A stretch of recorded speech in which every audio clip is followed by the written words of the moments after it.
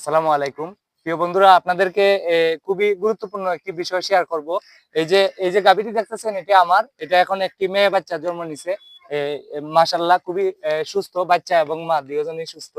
তো আপনাদেরকে যেটি আমি সতর্ক করব, এই যে বাচ্চা প্রসবের সময় অনেকে আছেন নিজেরা হাত ঢুকিয়ে টানাটুনি করেন। তো অনেক সময় দেখা যায় পিছনের পাও থাকে সামনের দিকে রাস্তার দিকে, তখন টানাটুনি করলে বাচ্চাও মারা যাওয়ার সম্ভাবনা আছে, মাও মারা যাওয়ার সম্ভাবনা আছে। তো আপনারা আগে দেখবেন বাচ্চাটা বাইটল আছে কিনা। এই যে এখন যে বাচ্চাটি প্রসব করছে, এই বাচ্চাটি কিন্তু বাইটল ছিল না, উল্টা ছিল। তো এই বাচ্চাটিকে আমি বাইটল করছি, হাত ঢুকিয়ে অনেক কষ্ট করে। ঢুকানোর পর এই বাইটল করার পর টান দেওয়ার পর বাই চলে এসেছে বাচ্চাটি। তো অনেকে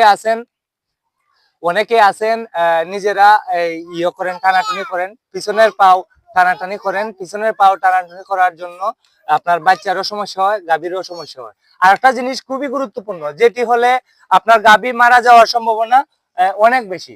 সেই জিনিসটি হলো ওই যে আপনার এই আতবর নামে একটি জিনিস আছে। এটা বাহির হলে গুটি গুটি গুটি খালো থাকে। এই খালো জিনিসটা আপনার 30 মিনিটের মধ্যে ফুলে যায়। তখন এই জিনিসটা ভিতরে ঢুকাইলে আপনার আবার আবার বাইর হয়ে যায়, তখন এই গাভীটি মারা যায়। এই জিনিসটি ছাড়া গাভী বাঁচে না, গাভীটি মারা যায়। আমরা অনেক সময় দেখছি, আমার হাতে অনেক গরু মারা গেছে। আপনার যে সময় এই এই জিনিসটা বাইর হয়ে যায়, তখন আমরা ভিতরে ঢুকাই। আপনার গরুটাকে অনেক মানে কষ্ট করে ঢুকাতে হয়।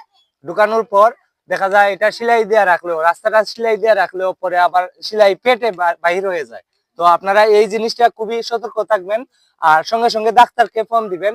আপনার গাভী যদি দেখেন ডেলিভারির সময় হয়ে যায়, তখন আপনারা ডাক্তারকে ফোন দিবেন। ডাক্তারকে দেখিয়ে তারপর আপনারা করবেন, অযথা টানাটানি করবেন না বাচ্চাকে।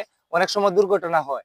তো অনেকে এরকম টানাটানি করে, তারপর ওই যে আপনাকে আমি যে জিনিসটা বলছি, এই জিনিসটা বাইর হয়। এই জিনিসটা বাইর হলে কিন্তু সঙ্গে সঙ্গে ঢুকাইতে হয় আধা ঘন্টার মধ্যে। আর নয়তো এই জিনিসটা ফুলে যায়, ফুলে গেলে আর ঢুকানো যায় না। তো এটা আপনাদেরকে সতর্ক করার জন্য এই ভিডিওটি আমি বানাচ্ছি।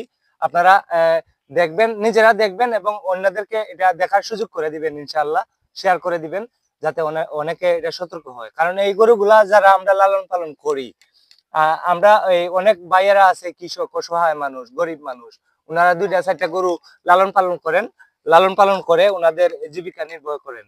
তো এই গরুর উপরে তাদের সংসার বেস করে, কারণ সারা বছর তারা কষ্ট করে এই গরুগুলারে লালন পালন করেন।